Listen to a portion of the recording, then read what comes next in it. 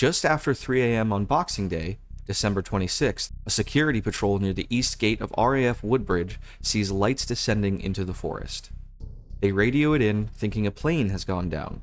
3 airmen grab their gear and head into the trees to investigate. What they find isn't wreckage. According to Staff Sergeant Jim Peniston, it's a craft. December 1980, Suffolk, England. The Cold War is at one of its most dangerous points. Soviet troops are massing on the Polish border, NATO is on edge, and a pair of US Air Force bases in the English countryside are housing what many believe to be the forward-most nuclear weapons stockpile in Europe. A security patrol near the east gate of RAF Woodbridge sees lights descending into the forest. 3 airmen grab their gear and head into the trees to investigate. It's a craft. Black, smooth, triangular, about 10 feet across and 8 feet high, sitting on 3 legs in a clearing. It has strange symbols etched into its surface. Not letters, not numbers, something else entirely. Peniston says he approaches it, touches it, and feels an electric charge run through his body. And that is just night 1. This goes on for 3 nights, multiple witnesses, physical evidence on the ground, radiation readings, and a real-time audio recording of the deputy base commander watching lights maneuver through the sky and send beams of light down into the forest. This is Rendlesham. Welcome to Under Observation. I'm Devin. Last episode, we went deep on the Nimitz Tic Tac, the foundational modern UAP case. Today, we're crossing the Atlantic and going back 16 years earlier to a forest in England that has earned the nickname Britain's Roswell, the Rendlesham Forest incident of December 1980.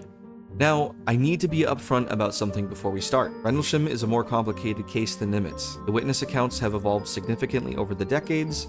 There are genuine questions about the reliability of some of these claims.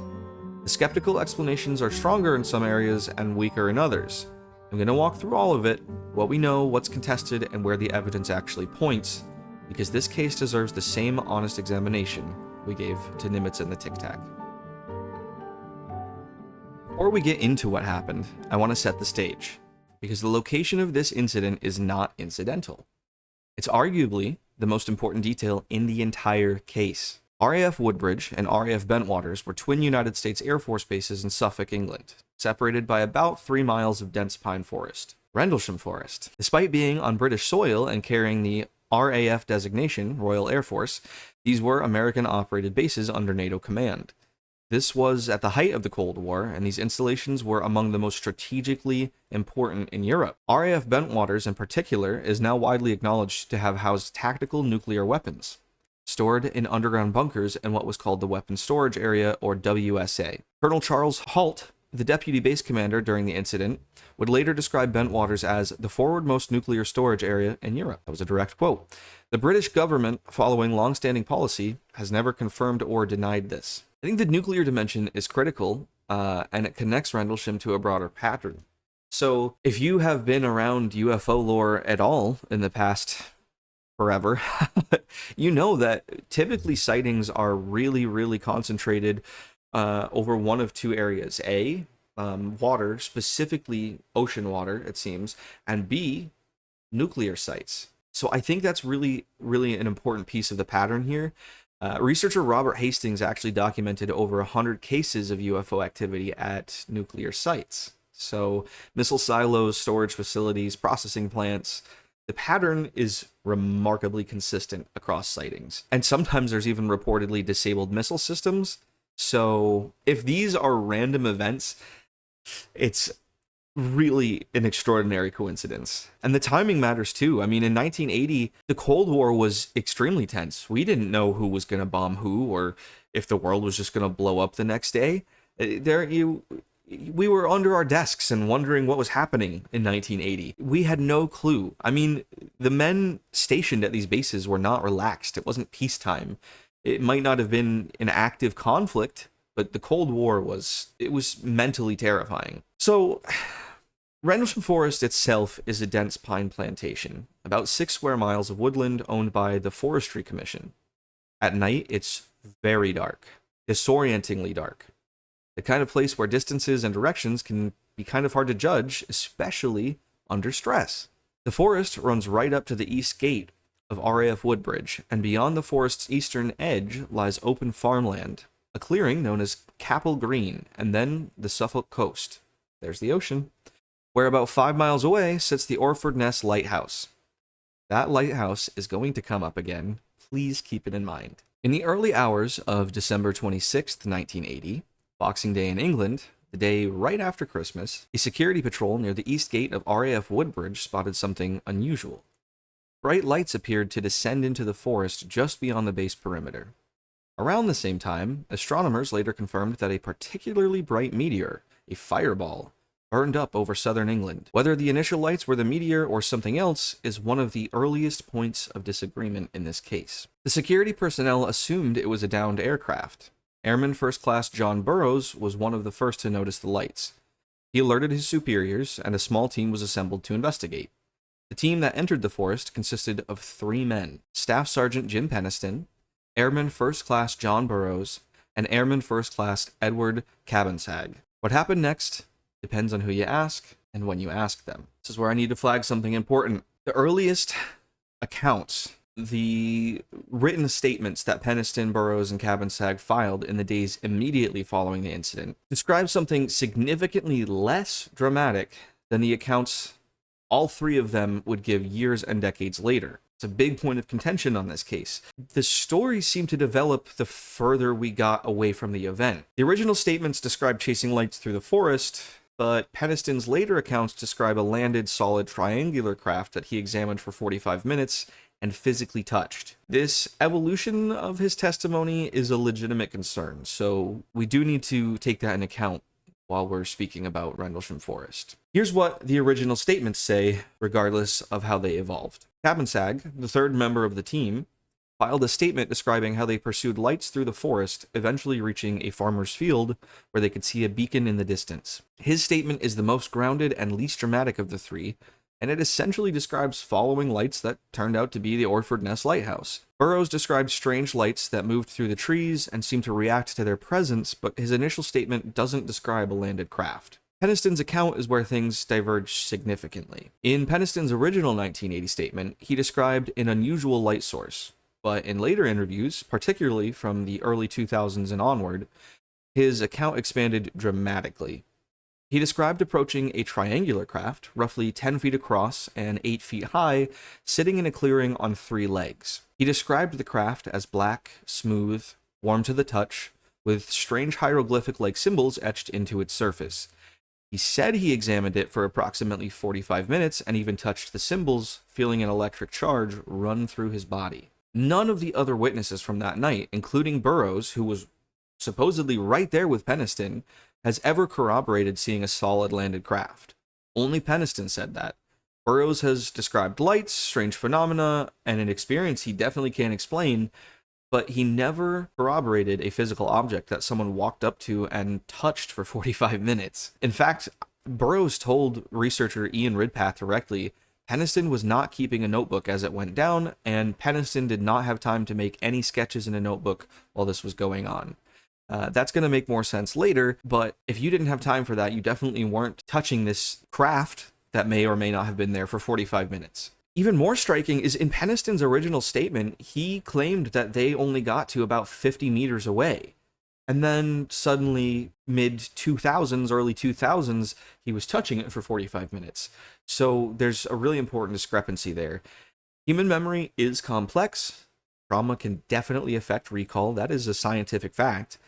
But there may be elements of his experience he couldn't articulate at the time.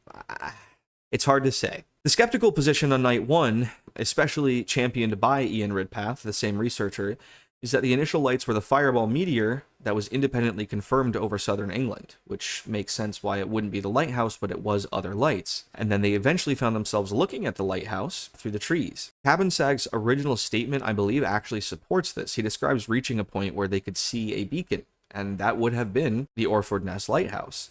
The local police were called to the scene, but they reported seeing nothing unusual, just the lighthouse. However, what happened the next morning is less contested. Personnel returned to the area in daylight and found something in a small clearing near where the lights had been seen. 3 indentations in the frozen ground, arranged in a triangular pattern. According to the Halt memo, these depressions were 1.5 inches deep and 7 inches in diameter. There were also reports of broken branches on the surrounding trees and what some described as scorch marks or damage to the bark. That doesn't sound like nothing. Local police and a forester who examined the site attributed the ground marks for rabbit diggings, which are common in pine forests, that's true, and the tree damage to normal forestry cuts made by workers. But the triangular pattern of the indentations combined with the sighting reports struck the military personnel as way too coincidental. The ground trace evidence is genuinely ambiguous. 3 holes in the ground in a triangle can be rabbit diggings or landing gear impressions. It depends entirely on your prior assumptions about what was in the clearing hours earlier. What makes it interesting is probably just the combination. Marks on the ground, damage to the trees, and elevation of the radiation. All in the same spot where multiple witnesses reported seeing something anomalous. Any of these in isolation is more or less easily explained. Together, they form a pattern, and patterns are harder to dismiss. So, speaking of patterns, if the story had ended after night 1, Rendlesham would probably be a footnote. An interesting but inconclusive report from some airmen who saw some lights in a forest. What elevates this case is what happened not one night, but 2 nights later. On the night of December 27th into the early hours of December 28th, more lights were reported in the forest. This time, the deputy base commander himself decided to investigate. Lieutenant Colonel Charles Halt was at a formal dinner at the officers' club when he was informed that it, in quotes, was happening again. Halt was known as a pragmatic, no-nonsense officer. By his own account, his intention was to go out there, figure out what the airmen had been seeing, and put the whole thing to rest. He assembled a team, grabbed radiation detection equipment, a Geiger counter, cameras, and, crucially, a handheld linear microcassette recorder. That recorder would produce the single most important piece of evidence in the entire case. The fact that Halt brought a tape recorder, I think, is significant because it means we have real-time audio document of a senior military officer investigating UAP phenomena as they unfold. I mean, sure, it's not live video, but it's almost better. Especially on a cassette tape, that's pretty easy to prove. Not that it couldn't be botched. We had audio engineers that were doing things beyond our wildest comprehension to cassette tapes and the likes, but this is a recording made in the moment with audible stress and confusion in their voices. You can listen to it yourself. It's been declassified, it's publicly available. It's a pretty unique piece of evidence, I think, in UAP history. Halt and his team first went to the clearing where the indentations had been found on night 1.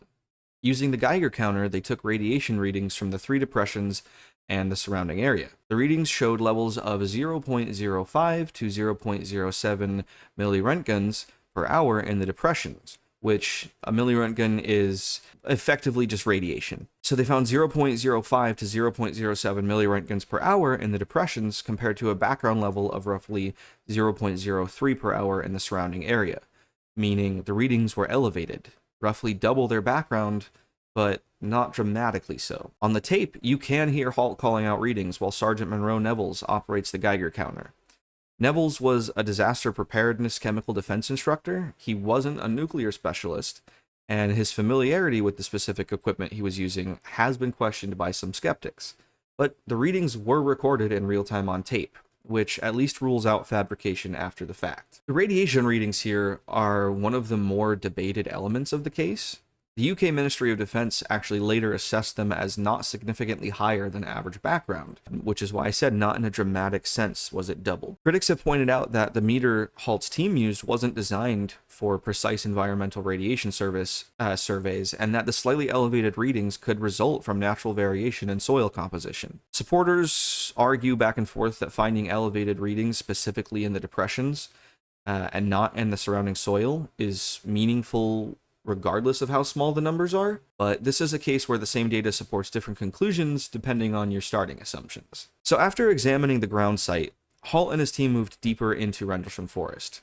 And this is where the tape recording becomes really extraordinary. On the recording, you can hear Halt and his men observing a strange light moving through the trees. Halt describes it as a red, sun-like light that pulsed and appeared to throw off glowing particles. The light moved erratically, and at one point it appeared to split into multiple objects. The team followed it toward the eastern edge of the forest, toward the coast. Then, around 3:05 a.m., Halt records something that has become one of the most cited moments in UAP history. He describes seeing two strange objects, half moon-shaped, dancing about with colored lights on them, at roughly 10 degrees above the horizon to the north, an estimated 5 to 10 miles out.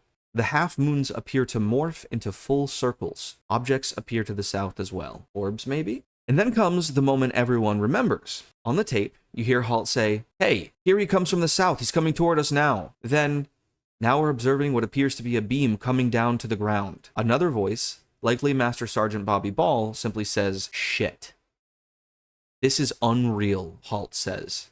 Okay, let's think about this tape for a moment, because hearing it changes how you process this case. These aren't excitable amateurs. In most of these military cases, these are not people who are scared for their lives at any given moment. This is a lieutenant colonel, the deputy base commander of a NATO nuclear installation, recording himself in real time, and you can hear the disbelief in his voice. He went into that forest expecting to debunk the whole thing, right? Put it all to rest. But what you hear on tape is a man encountering something he cannot explain or put to rest. And the skeptical position on what Halt saw in the sky is that he was misidentifying bright stars and the Orford Ness Lighthouse. Ian Ridpath has done detailed work matching Halt's description and compass bearings to the positions of stars like Sirius and Vega that night, and to the lighthouse beam. And there's a legitimate case to be made. Halt described the objects as hovering for hours in roughly fixed positions, which is what stars do. But Halt himself has forcefully rejected this explanation, pointing out that he was a career military officer who had lived near that lighthouse for years and would not mistake it for something extraordinary. He specifically claims the light was not in the direction of the lighthouse. Maps and photographs, however, suggest the lighthouse was nearly in line with where Halt was reported seeing the light. The beam of light is the hardest element for skeptics to explain. Stars don't project beams to the ground. I've never seen that. Have you seen that? Please let me know, because I've definitely never seen stars beaming to the ground. If I had, you'd be hearing about it on this podcast. Halt has maintained in subsequent interviews and his 2010 affidavit that the beams were real, directed, and appeared to scan the area, including, he claims, the weapons storage area at RAF Bentwaters.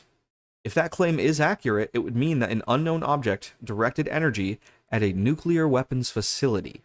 That is an act with profound national security implications. That's terrifying. 2 weeks after these events, on January 13th, 1981, Halt composed an official memorandum to the British Ministry of Defense, titled simply, "Unexplained Lights." The memo is a single page, written on official U.S. Air Force letterhead in understated, matter-of-fact military language. It describes the lights, the ground indentations, the radiation readings, and the objects observed in the sky. It does not speculate about what any of it was. It was released to the public in 1983 under the U.S. Freedom of Information Act. Many of you hear this called a FOIA request. And when it was, it made headline news. The Halt memo is notable for several reasons. First, it's an official military document. It's not a civilian report, not a media interview, but a formal communication from a deputy base commander to a foreign government's Ministry of Defense. Second, its restrained tone actually amplifies its impact. In the same way that David Fravor restrained his story and kept it credible, right? The restraint here amplifies its impact. Halt isn't making claims about aliens or technology or the woo of it all. He's simply reporting what he and his men observed. And third, there are date errors in the memo. Halt wrote the events as occurring on December 27th, when they actually began on Boxing Day, December 26th, which he's attributed to the 2-week delay between the events and writing the report. These errors have been seized on by both skeptics and researchers, though for different reasons. Okay, so there's a lot of skepticism to be had with the Rendlesham Forest case. So now we need to talk about one of the most controversial elements of the entire case, and one of the things that makes it fundamentally different from the Nimitz case. In 2010, 30 years after the incident, Jim Penniston publicly revealed something he had never mentioned before. He claimed that when he touched the symbols on the craft on night 1, he experienced what he described as a telepathic download, a stream of ones and zeros that flooded his mind. He said he went home afterward and, unable to sleep with the numbers repeating in his mind's eye, he wrote them down in his Air Force notebook. Pages and pages and pages of binary code. When researchers later decoded this binary, it allegedly produced a message. The decoded text included the phrase exploration of humanity, a reference to the year 8100, geographic coordinates pointing to locations like High Brazil, a mythological island off the coast of Ireland, the Great Pyramid of Giza, the Nazca Lines in Peru, Sedona, Arizona, and other sites of historical or esoteric significance. Let's be direct. The binary code claim has serious credibility problems. Like, undeniable credibility problems, and pretending otherwise would be dishonest. It wasn't mentioned until 30 years after the event. Peniston's notebook, which he did show publicly in December of 2003, I believe, it was on a Sci-Fi Channel documentary, contains descriptions of the craft and sketches of the symbols, but the binary code pages raise questions about when they were actually written. The date and time written in the notebook don't align cleanly with Peniston's timeline from the original story, and he's changed his explanation multiple times for those discrepancies. Critically, Halt himself, who handled the notebook multiple times, including during the 2003 filming, wrote in a 2019 email to Ridpath, if you remember, the researcher from earlier, said, "I handled the notebook several times, including while filming the 2003 program. No code or missing pages." And Burroughs, who was at Peniston's side during the entire encounter, has also contradicted the notebook claims. None of the other witnesses from Night 1 have corroborated the binary code download. And let me talk about this a little further for a second, too, because I'm a software engineer. That's who I am by trade. I've been a software engineer for the last 15 years. If he didn't have this story until 2010, it was very likely he could have typed in these esoteric messages he wanted and found some Google binary translator, right? That was not black magic by 2010. In 1980, however, if he could prove that he produced those documents then, well, that would have been pretty outstanding, pretty extraordinary, in fact, because in 1980, you were a studied, educated engineer who really understood what was happening. You couldn't just plug and play what you wanted into a system and have it come out. Maybe if you had amazing researcher friends or you were, part of those circles. Now, this was the military, so maybe he did. But yeah, the dates here matter. And so to only be able to produce that 30 years later, I have issues with that. And this is the evolution problem I mentioned at the top of the episode. Over the decades, the Rendlesham accounts, particularly Peniston's, who would make this extraordinary, have grown more elaborate and more dramatic. The 1980 statement describes lights. By the 2000s, they describe a landed craft with symbols. By 2010, they include telepathic binary code. Doesn't mean the entire case is fabricated, and again, trauma does a lot to the human memory, and we know with other cases, especially ones involving Greys, that it's very, very common to forget details or remember them in a specific, guided way. That being said, the Halt tape, the physical evidence, and the multiple witnesses on Night 2 exist independently of any of Peniston's claims. So it does need to be separated, but it doesn't mean that the case is fabricated. And here's how I think about this, and I want to be transparent about my reasoning. I think the Rendlesham case has a strong evidentiary core. The Halt tape, the witnesses, the traces, the official documentation. That core doesn't depend on Peniston's woo-woo binary code or his account of touching a landed craft. If you strip those claims away entirely, and you just look at what Halt recorded on tape, which again, you can go listen to, and documented in his memo, you still have a case that the Ministry of Defense could never explain. The problem is that the more dramatic claims have become inseparable from the case in popular culture. When people think of Rendlesham, they think of Peniston touching a craft and downloading binary code into his brain. And when skeptics debunk those claims, which they can do with pretty reasonable evidence, it creates the impression that the whole case has been debunked, and it hasn't. This is important. It has not been debunked. The signal-to-noise ratio here has been damaged by claims that may have outrun the evidence. So what do I mean by the signal-to-noise ratio? Well, the signal is the truth. And the noise is everything that is very questionable or even disproved. And so there are legitimate truths within this case, but the ratio here has really damaged the case and the claims, so it's hard to take in as it is. So let me lay out the strongest skeptical explanation for Rendlesham, because I think with all of the skepticism involved in the case, it deserves to be heard in full. Ian Ridpath, mentioned multiple times throughout this episode, a science writer and astronomer, has been the most thorough skeptical investigator of this case. His website contains detailed analysis of every element. His argument goes essentially like this. Night 1. A bright fireball meteor was independently confirmed over southern England around the time the airmen reported seeing lights descend into the forest. The airmen entered the forest, became disoriented in the dense trees, and followed the flashing light to the Orford Ness Lighthouse, located about 5 miles away on the coast and visible through the trees from certain positions in the forest. Cabin Sag's original statement supports this. He described reaching a point where they could see a beacon. The landing marks found the next morning were rabbit diggings and forestry cuts. The local police who visited the site confirmed seeing nothing but the lighthouse. Night 2. Halt and his team investigated the same area. The radiation readings were marginally above background and not scientifically significant. The lights Halt observed in the sky correspond to bright stars, Sirius to the south, which would have been low on the horizon and twinkling dramatically, and other bright stars to the north. The half-moon shapes that became full circles could be atmospheric distortion of stars near the horizon. The lighthouse beam was visible from Halt's position and matches the bearing of the light he was tracking. Ridpath has visited the forest with BBC cameras and demonstrated how the lighthouse beam is visible through the trees, appearing to hover just above ground level due to the terrain. He's done the positional astronomy. Ridpath's work is thorough. I'm going to give Ridpath credit here. I mean, his analysis is some of the most rigorous skeptical work in UFOlogy. He doesn't mock the witnesses. He doesn't dismiss the case out of hand. He systematically works through each element and offers conventional explanations. As an engineer, I respect that. You're proving your work. If you're going to engage with Rendlesham seriously, you need to read his site and you have to reckon with his arguments. They're too powerful to ignore. But here's where the skeptical explanation, even at its strongest evidence, leaves gaps. First, the testimony of trained military personnel across multiple nights. These weren't teenagers in a field. I said it earlier. They were security police at a nuclear installation during the Cold War.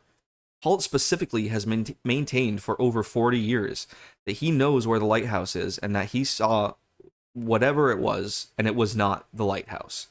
He can argue, and you can argue, that he's wrong, but dismissing the perceptual capabilities of a career military officer who lived at that base is a way harder sell than dismissing a random civilian. Secondly, the beam. The Halt tape records him describing what appears to be a beam of light coming down to the ground from an object in the sky. Stars don't do that. Lighthouses don't do that. The beam, if it occurred as described, has no conventional explanation. Halt has further claimed in his 2010 sworn affidavit and in numerous interviews that beams were also directed at the weapons storage area at Bentwaters, which, if true, that's an incursion at a nuclear facility by an unknown object. The UK Ministry of Defence told Parliament they had no reports of this. Halt says they're lying. Third, the consistent pattern of strangeness across multiple nights and multiple witnesses who don't all know each other. Burroughs has experienced ongoing health problems that he believes are connected to that encounter. He eventually received medical coverage from the VA after his medical records from the period were found to be missing, which in itself raises questions. And fourth, if this was really just a lighthouse and some stars in the sky, why did the deputy base commander write an official memo to a foreign government's Ministry of Defense about Rendlesham and their event? Halt didn't write that memo because he saw a lighthouse. He wrote it because he saw something he could not explain.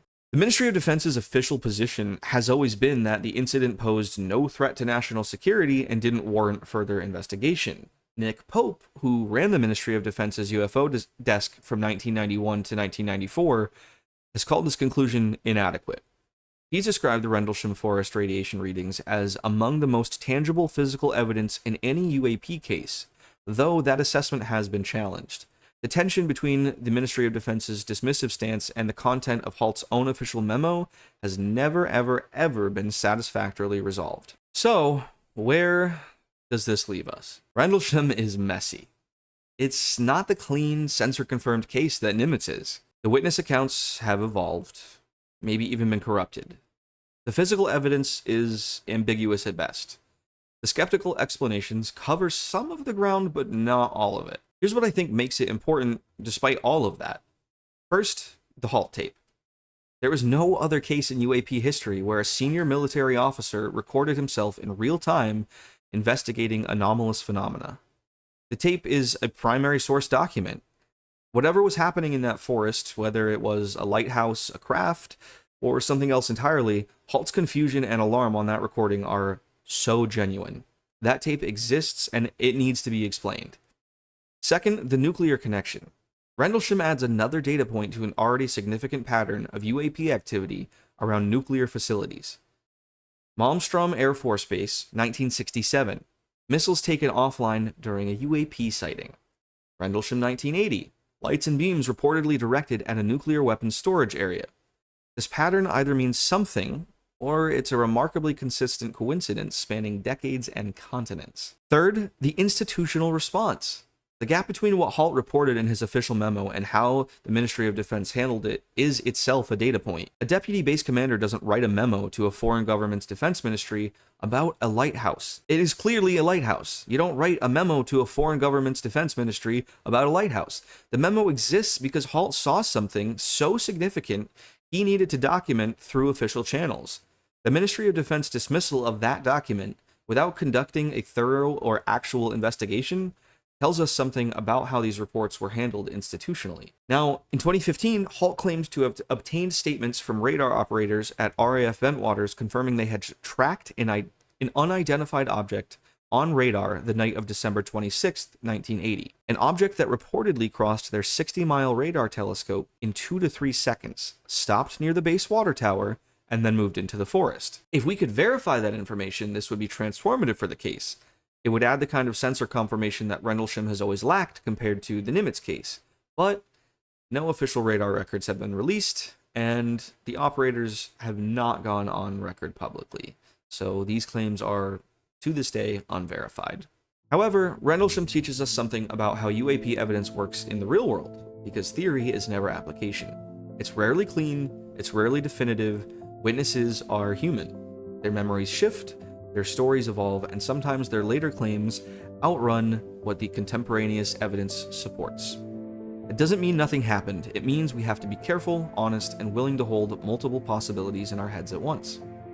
Something happened in Rendlesham Forest in December 1980. Trained military personnel across multiple nights reported phenomena that they could not explain. Physical traces were found. Radiation was measured. A senior officer documented it officially and recorded it in real time. The British government was dismissive to the point of negligence. Was it a craft? I don't know. Was it a lighthouse and some stars? Maybe. Partly. Probably. That explanation has its own gaps. The honest answer is that after 45 years, we still don't have a complete picture. And that in itself is worth paying attention to. I want to end the episode with something that often gets lost in the debate over lights and lighthouses and binary code and he said, she said, blah, blah, blah. John Burroughs, one of the original 3 airmen who entered the forest on night 1, developed congestive heart failure that he and his doctors believe was caused by exposure to radiation or directed energy during the encounter.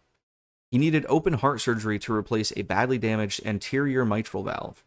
But when he tried to get his military medical records from his time at Bentwaters and Woodbridge to help with diagnosis, the Air Force initially claimed he hadn't been in service during that period.